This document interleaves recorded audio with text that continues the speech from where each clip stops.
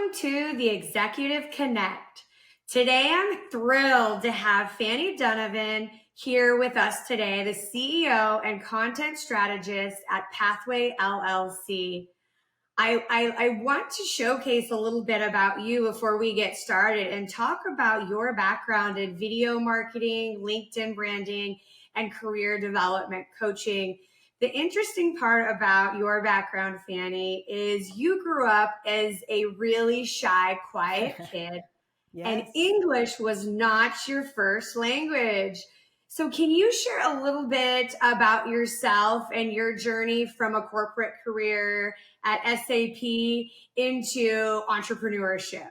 Yeah, absolutely. Well, first of all, thank you for having me, Melissa. Really excited to talk to you today on your podcast. So I own a marketing agency called Pathlinks, and we help tech consulting firms with their content marketing videos as well as live streams and help build the thought leadership of their tech consultants as well as their tech executives.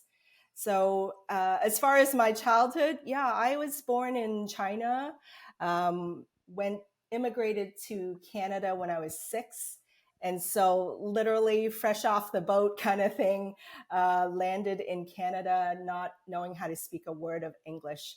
And I still remember going to English as a second language classes in elementary school.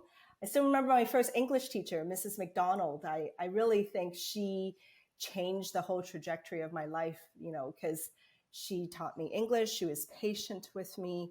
And so year by year, I got better. And now I talk for a living. So it's very ironic.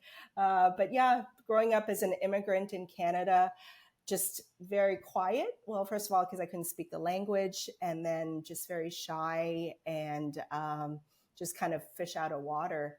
And year by year, and eventually going into consulting, where you have to talk for a living, you're giving advice for a living. It just really kind of taught me the importance of communications and doing change management and training for SAP implementations in aerospace and defense companies. You're constantly presenting, you're constantly talking and engaging with clients. And so it became such an important skill. And now I get to kind of like help others do that on video and live streams. And it's so, so rewarding, because it truly is my mission and vision that everybody, especially us techie geeks and nerds, be seen and heard for our thought leadership. Yeah, I love that. Now, was there a specific event or what was the change catalyst from going to W-2 employee to an entrepreneur? Was there something specific you can share? Absolutely. Yeah. I mean, I had, 3 years as a civil engineer and then almost 10 years as a consultant. And so had that whole corporate career, and then, fell in love. Imagine that, got married and wanted to have some babies. And there's no way at least for me anyways, it's different for every woman.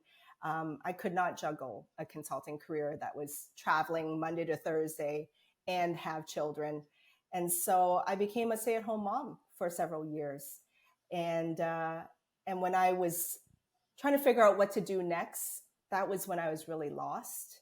And I ended up just volunteering at a local outreach center, and then eventually helping them do training programs and then organizing a job fair. And that was when I got into the whole world of doing LinkedIn videos to promote the job fairs and Facebook videos. And I actually really fell in love with marketing and video content. It created this great connection with the community and building rapport with the audience. And from there, that's when the business was born.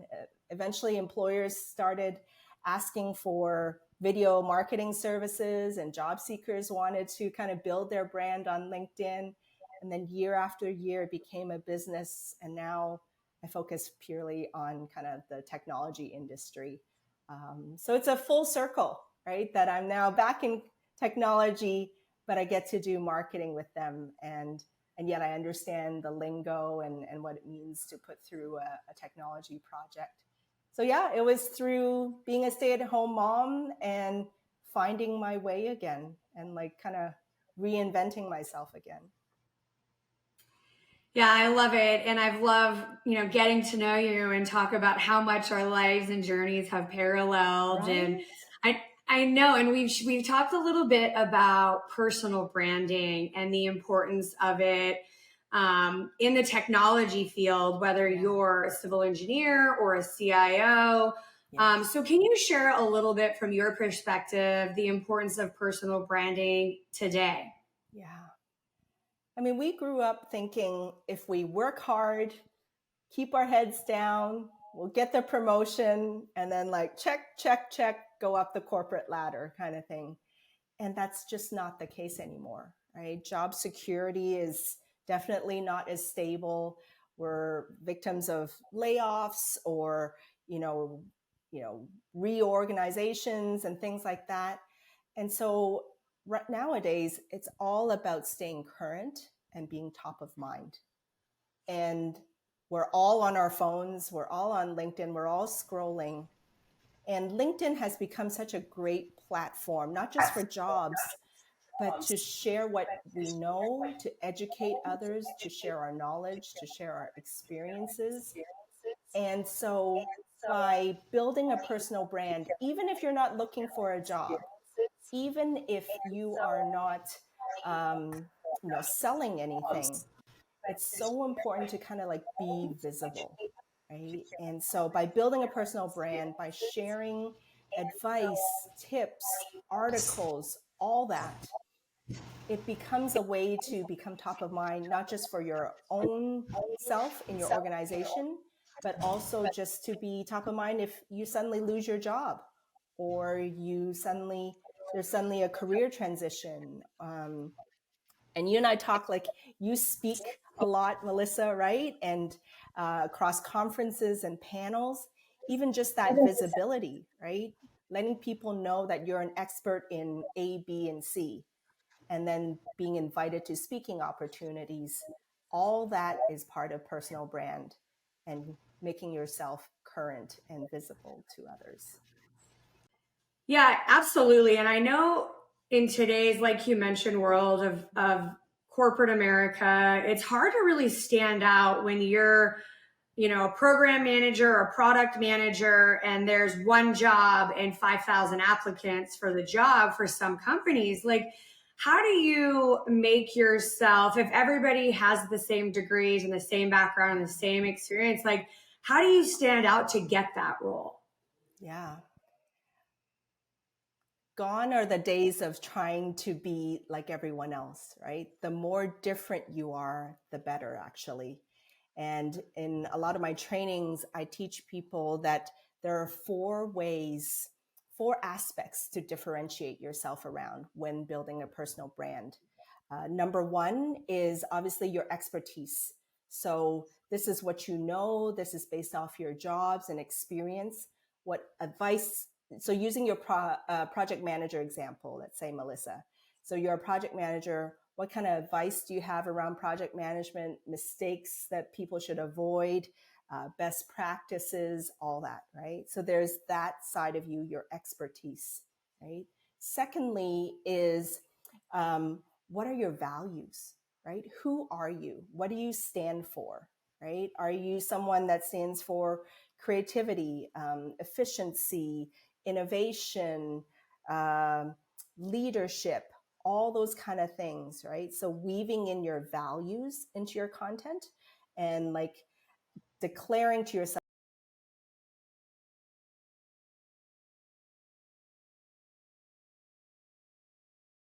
strengths. I don't know have you ever done your Clifton Strengths Finder, Melissa? I Mm-hmm. have. It's Yeah. great.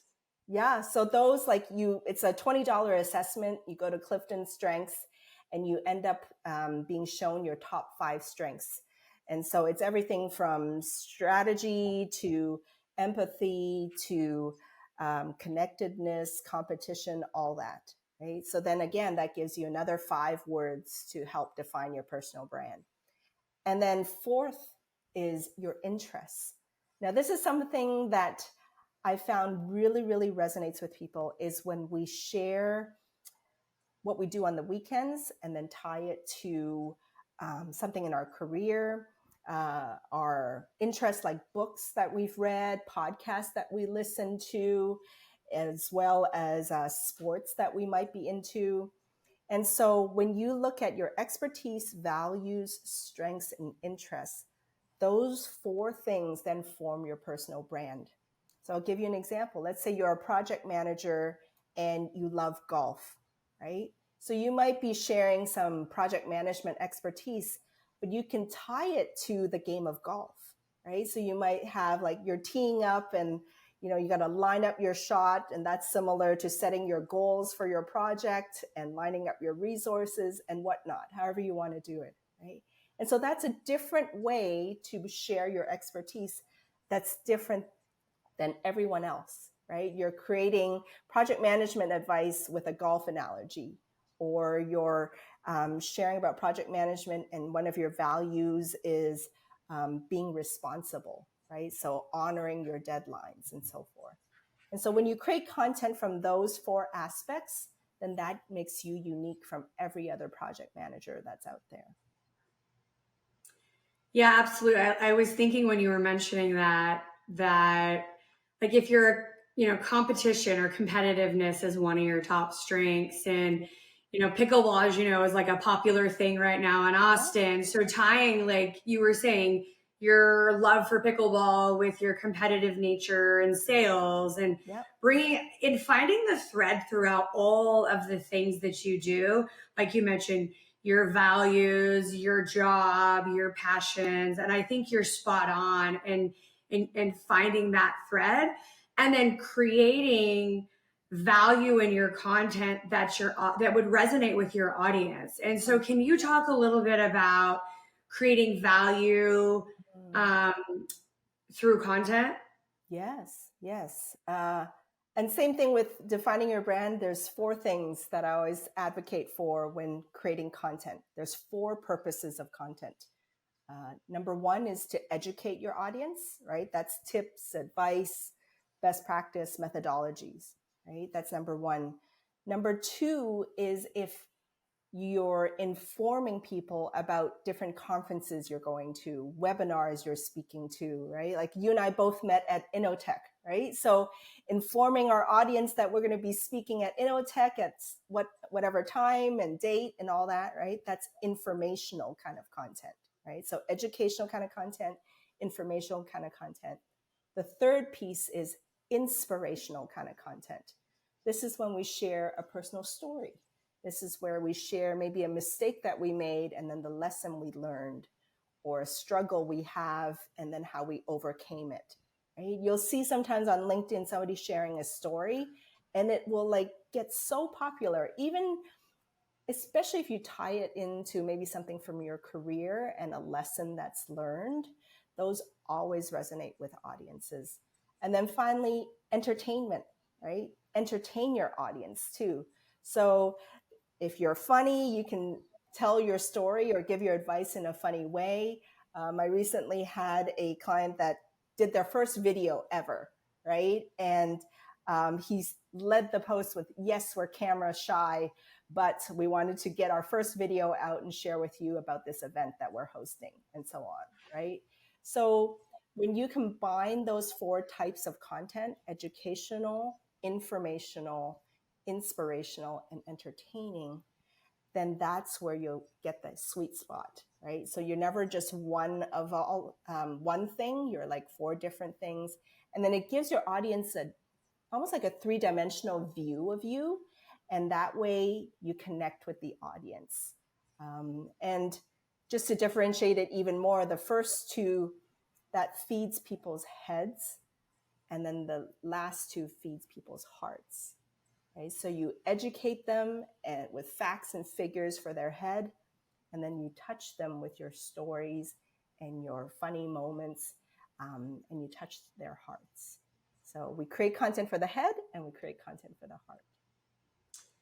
Yeah, I love that. I feel like it feels to me now everybody's writing a book, everybody's creating content.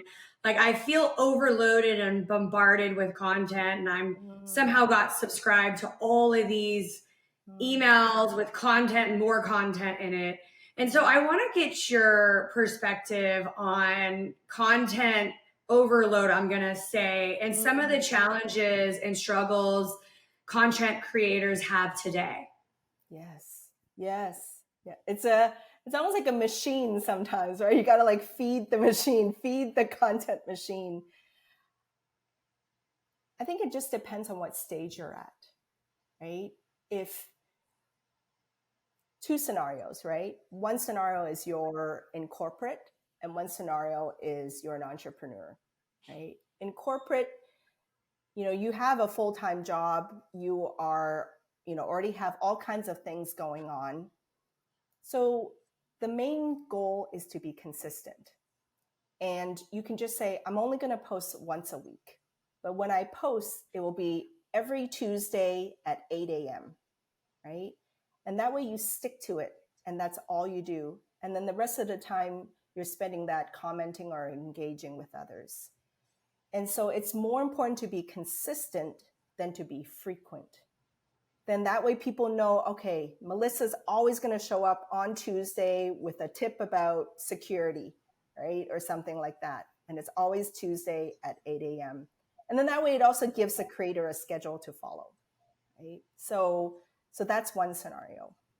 But if you're an entrepreneur and you're building your business and you use LinkedIn for lead generation or to get the word out and to drive opportunities, then you might want to post more often. You might say twice a week, right? And you can say every Tuesday morning at 8, I'll post something, and every Thursday at 8, I'll post something, right? And so that then is a really good way to be consistent, but have a schedule where you are just over and over, you repeat, and then you're showing up for your audience in a consistent way, right? It's like when we were growing up, like we always tune into a sitcom at that same day, same time. I remember Thursday nights, it was always Seinfeld. I don't know, maybe I'm dating myself, Melissa, but so like Thursday night, I'm always tuning in and watching like, sitcom after sitcom, right? Same thing. So by setting out those schedules, that's a way to beat that burnout and not overwhelm yourself. Yeah, absolutely. And you're not dating yourself. On Sunday nights, I used to watch the Disney Channel. Uh-huh. So I agree. I think it's being consistent. You're spot Yeah. on being consistent with the content. The other thing I want to mention, and I hear a lot of people say, well, you have more time to do all this stuff and post and create your posts and all those kind of pieces. But I will tell you that there is a very secret feature on LinkedIn where you can schedule your posts. Yes. And Yes. I think that is key. So a lot of people are like, how can you post at this time every week? And I'll tell you, I'm not posting ever during the week and ever. All my posts are done over the weekend and Yeah. they're scheduled during the week. So to your point, Fanny, I could be consistent with what I'm posting and I Yes. don't have to worry about, oh, it's Tuesday at 8. I need to get my post out. So I want to pivot a little bit and talk about how people can leverage LinkedIn for Mm, their own branding and mm. really discuss the power of LinkedIn for professional branding. Can you share a little bit about your insights in that capacity? Absolutely. Yeah. So of all the platforms out there, YouTube, Instagram, TikTok, all of them, right? LinkedIn is the most affluent network out there, right? It's the most affluent platform out there. It's the only platform where you can see where somebody's working as well as their job title or role, right? So it becomes a great platform for networking as well as for opportunities, business opportunities as well as job opportunities. And I'm going to throw some stats at you, okay, Melissa? For all us geeks here as well as in your audience, right? Right? LinkedIn has 1 billion global users right now, right? But of those 1 billion people in the last week, maybe only 0.4% posted. Okay. However, I only know Dallas Fort Worth, right? There are about, I think, 1 million users in Dallas Fort Worth, but only 4% posted in the last month. However, there are about 47% of users that are constantly on the feed looking and scrolling. I call them the silent lurkers, right? They're not liking or commenting on anything, they're just scrolling. So what that means is you got 47% of users looking with eyeballs on the feed and only 4% that are actually creating. So the demand for content is so much higher at 47% than the supply of content, which is at 4%. And so if you're one of those creators creating and posting, even though your feed looks busy, right, then you're going to stand out amongst your peers and your competitors, right? Again, it's about being top of mind, right? There might be 100 speakers around security, but because you're the one that's visible and out there, then you're going to be the one that people think of when an organizer of a conference comes up and needs a security panelist. They'll think of you first because you're showing up in their feed, right? So LinkedIn has that power to really kind of set yourself apart. Whereas the other platforms like Instagram, YouTube, Facebook, they're quite saturated. So it's really hard to get organic reach without having to pay for ads. But LinkedIn, you can still get tons of organic reach without having to pay anything. Like you can be on the free account, you don't need to pay ads, and you can still reach a wide audience.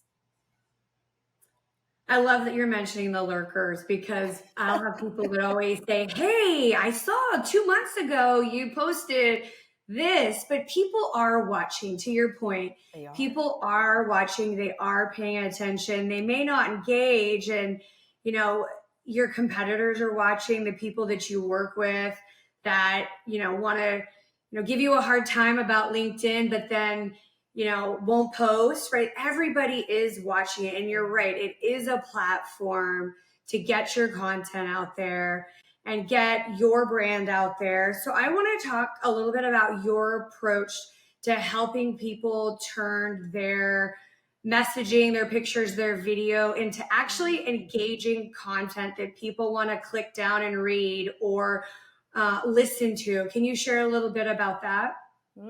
Yeah. I'll share firstly about the number one type of content that gets the most reach and most attention, and that is photos. So anytime you are at an event or you presented something or you're networking or you went to a conference, whatever it is, take a photo and share that, especially if you're in the photo as well. That will always perform the best in terms of attention, likes, and comments, because your audience is seeing you and almost like a behind the scenes of what you're up to, right? And with those kind of posts, definitely share, like if you're at a conference, 5 takeaways you got from that conference and so forth. So it's not just like, oh, look at me, here I am at this place. It's also, I learned these 5 things and now I want to share it with you, the audience, right? So 100% image posts always work. And then secondly, videos are always popular. Those create like a connection with the audience, right? It's like somebody getting to know you even before they even meet you, right? And if you show up authentically and speak from the heart, or you're very open and transparent and honest, and you don't have to get super personal, but you're honest, right? And those create a huge connection with your audience, and then people feel like they know you, and over time we do business and we work with people that we know, like, and trust, right? And you build up trust at scale, right? So that's, videos have definitely that effectiveness. And then thirdly, carousels. We kind of see those kind of things, or you can scroll across and like kind of like a slide deck. Those are a great way to share 3 ways to improve something, 5 mistakes to avoid something, or whatever it is. And those are an effective way to share content as well. So those are just some different formats that people can adopt to create that connection with the audience. Yeah, you took my next thought was going to go to the video piece. Like live stream and video content seem to be the thing on LinkedIn right now. And I want to hear a little bit about some of your clients and maybe even a case study where one of your clients was able to use some of their video content and that significantly impacted their personal brand. Do you have any, case studies that you can share with our listeners? Absolutely. Actually, I have 2, one from a business perspective and one from a personal brand perspective. The first one was a technology consultant that we got on video, and we just did it to promote an event that they were attending, and they wanted to tell the audience to register for the event and, come join them and see them at the booth. And because he's never done video before, and it was kind of like his first post almost, it got all this attention because people, had never seen him on video before, and never, he doesn't post often. And so somebody he worked with from like over 10 years ago reached out and said, "Hey, so-and-so, saw a video of you, let's reconnect." And as a result of that, even though it had nothing to do with the conference that he was promoting, it ended up being a 6-figure deal that he brought to the table because they worked together before, and it kind of like popped back up, right? He became top of mind again, right? And it was a client from 10 years ago, but because they had such a great relationship, it brought him back to mind. And then he had a problem that, my client could solve. So from a business perspective, just showing up, right? Because you may be states away, you may be in different cities, but you worked before, and so it jogs people's memories. So that's one example.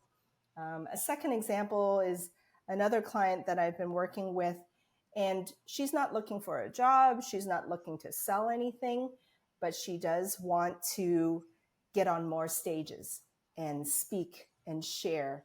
And her mission is about raising the visibility of women in tech. And so she was consistently creating content. And as a result, she got invited over the 6 months to like 13 different speaking engagements. And again, that helps to build her visibility, build her thought leadership, right? And so even if you're not selling something as an entrepreneur, think of that like almost like bargaining power you have by being, needed and in demand by the market, speaking at different conferences, all the exposure that you're going to get. You can ask for higher salaries as a result because you're in demand, right? So that's 2 case studies of the impacts of showing up.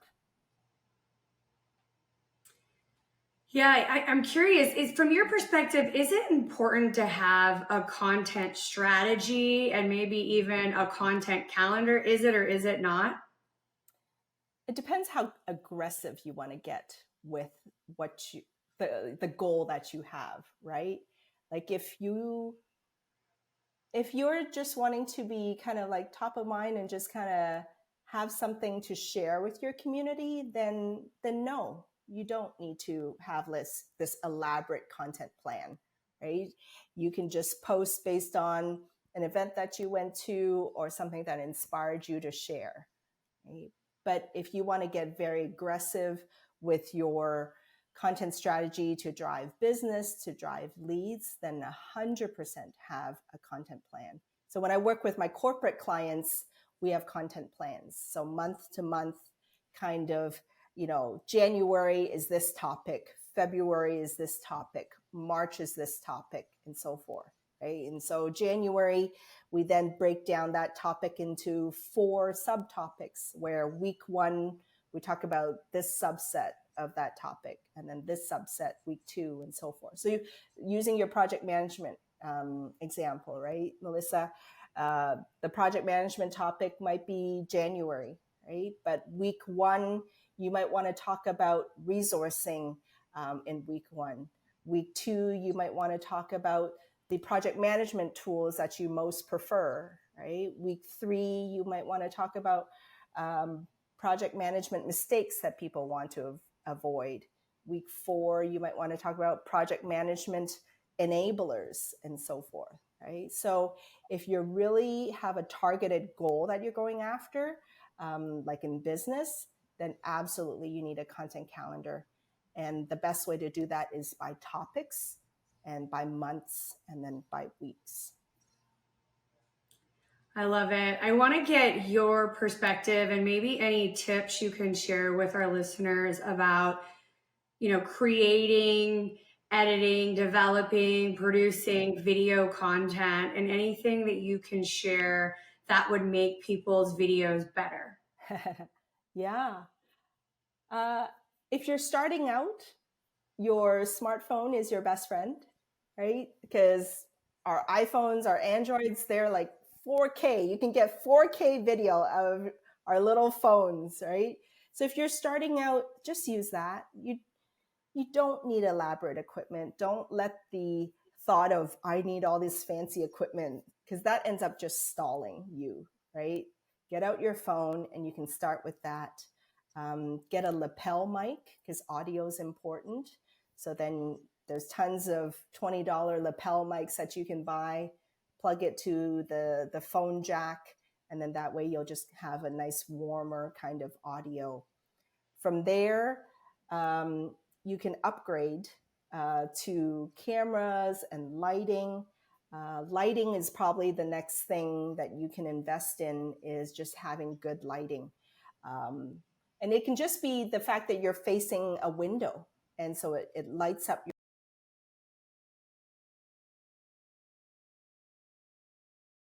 quality cameras and things like that. But your phone is your best friend.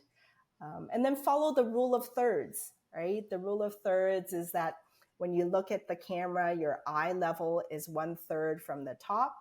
And then you can either be in the middle of the screen, or sometimes you could just be 1/3 of the way from the side of the screen.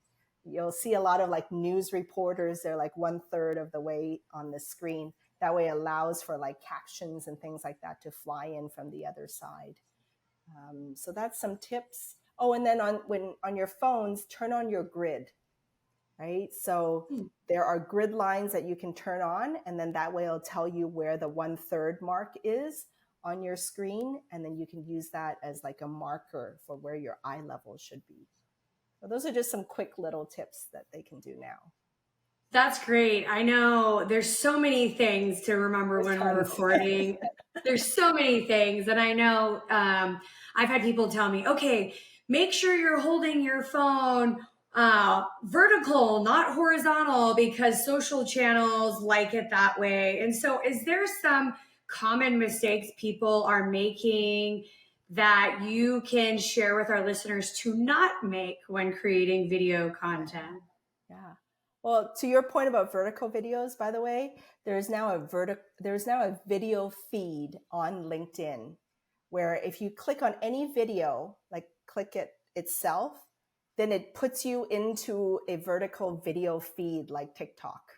So that has now come to LinkedIn, vertical video. So yes, definitely have vertical videos, but sometimes for corporations, it's still good to have the horizontal, because that way you can still post it on YouTube and so forth.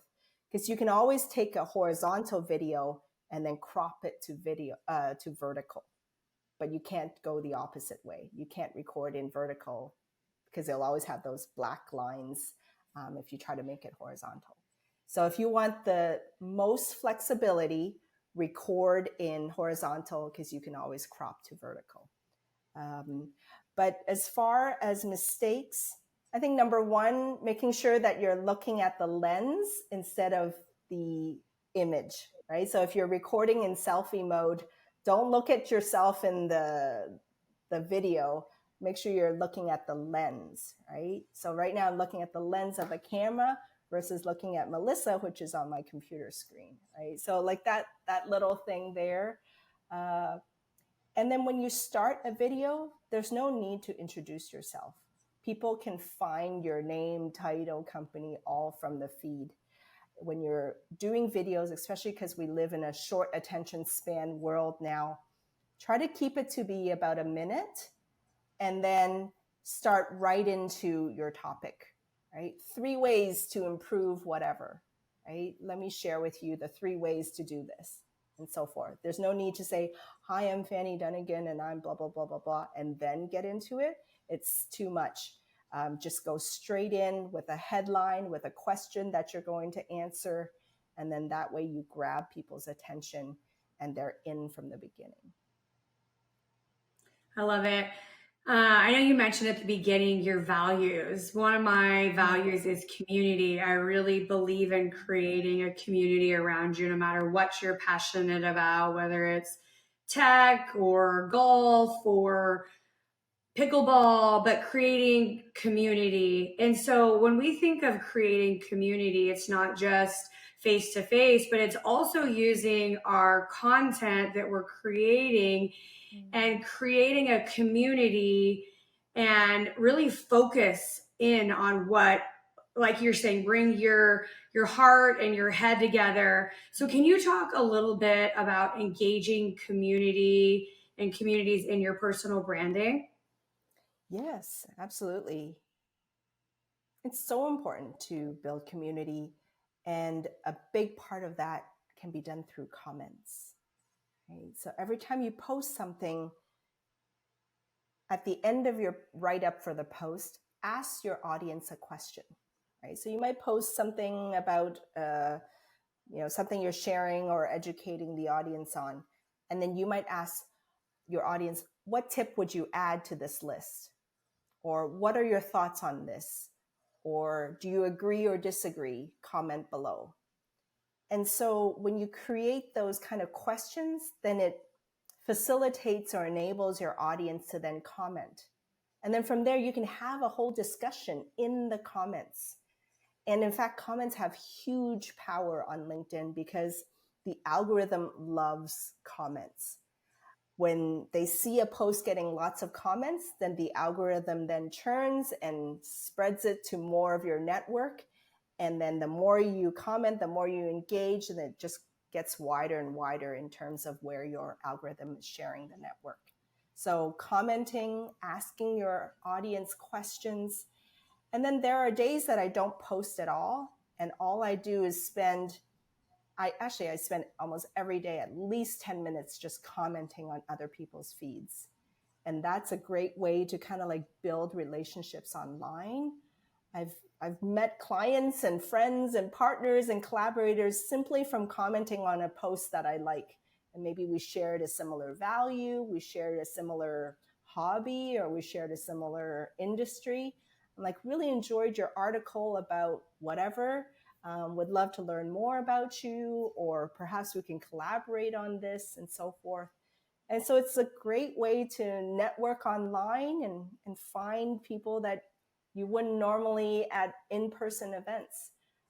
So commenting, asking questions, and then doing outreach, right? Like, so you might be interested in, let's say, creative writing.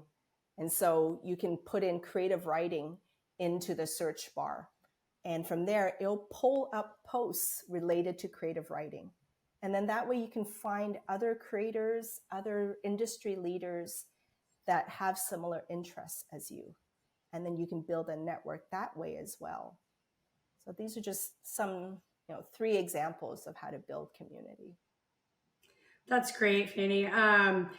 Circling back around to the beginning when we were talking about being shy, like I absolutely identify with you with being shy. And I would say in my younger years, I was afraid to speak up. I was afraid to post on LinkedIn. I didn't want people to know a lot about, my personal life and what I liked and the mistakes I made, because I felt that I would be considered less of an expert, less competent, fear of being judged. And so for all the listeners out there that are scared to post, scared to comment, scared to make a video, baby steps, like Fanny mentioned, posting your thoughts in somebody's, your comments in somebody's thoughts, or engaging online. Maybe that's step one. And step two is, like you mentioned, posting something that you're going to be at an event soon. And maybe step three is creating your own video of something that you're an expert in. So I think, just to all the people out there that are thinking, oh, I'm not extroverted, I can't do it, I'm here to tell you, you can do it. We all started somewhere at the beginning at small baby steps. So, feel comfortable doing it at your pace. It is not a sprint, it is a marathon. And so, just kind of in closing, Fanny, I want to get any of your final thoughts or anything that we may have missed that you want to share with our listeners. Well, just to expand on what you said, Melissa, one of the things I tell my clients a lot, and just people in general, right? When that fear hits, especially because we might fear judgment, we might fear disapproval. Oh, I don't look good enough today, or I put on some weight, or whatever it is, right? I would say focus out instead of focusing in. Okay? When we focus in, then we're in our heads and we're worried about how we sound, how we look, and all those kind of things. Will we be judged and all that? Okay? But if we focus out, we start to think about, what can I say today to inspire somebody? What can I say today to brighten somebody else's day? What can I say today to help somebody with their job search? What can I say today to help somebody grow their business? What can I say today to help somebody solve a problem because I've gone through it and I want to share with them? So when we focus out that way, then all those insecurities tend to kind of recede into the background. And then that way we come from a space of service and servant leadership versus anxiety and analysis paralysis. Right? So always focus out, and how can I help someone today? And when we come from that space, then it becomes really natural. Yeah, that's great advice. And I think back to last year, I presented at a conference, and I was the person that was moving the slides, which I couldn't see behind me. I was literally a slide ahead on my visual screen versus the people that were moving the screen. And for the audience. So I wasn't even talking on point on slide. Yeah. And it's funny to me, Fanny, that people came up to me and they're like, wow, that was great. And I was so judgmental of myself. And I'm like, oh my God, I totally blew that. I'm sure nobody understood the first half an hour of my speech, but sometimes I think we're more critical of ourselves and our content than the other listeners and people. So you hit on it a few times, being, going for the emotion, being vulnerable, talking about the mistakes you made, and realize nobody's perfect. And the only perfect people that are doing it are in the movies, on the movies, they're professional actors. And so we're all just doing our very best. And so to give yourself some grace and patience with the process, you'll continue to get better. 100%. 100%. I love it. So thank you so much, Fanny, for being here today. I appreciate you sharing insider tips and advice and things not to do. And so I task all the listeners to try it. Use one of her tips that she shared with us today, or don't do one of the things she suggested not to do. And follow Fanny online, follow us on the Executive Connect podcast on YouTube and LinkedIn. And we love to hear from you and what you want to learn, what you want to hear about. So engage, message us in the content, and that's the Executive Connect podcast.